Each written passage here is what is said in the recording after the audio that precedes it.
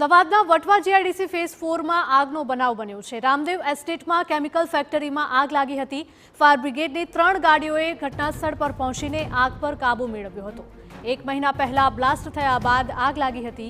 Welding કામ દરમિયાન સ્પાર્કના કારણે અહીંયા આગ ફાટી નીકળી હતી।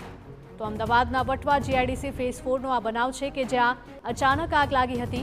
રામદેવ એસ્ટેટમાં કેમિકલ ફેક્ટરીમાં આગ ફાટી નીકળી હતી।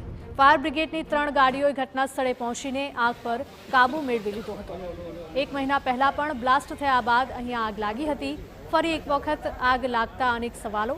વેલ્ડિંગ કામ દરમિયાન સ્પાર્ક થયો હતો અને તેના કારણે જ આગ લાગી હોવાનું પ્રાથમિક અનુમાન।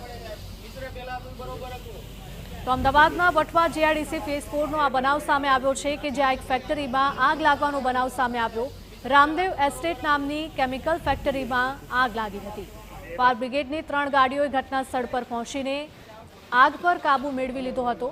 1 મહિના પહેલા પણ બ્લાસ્ટ થયો હતો અને બ્લાસ્ટ બાદ અહીંયા આગ ફાટી નીકળી હતી। 1 મહિના બાદ ફરી એકવાર આગનો બનાવ।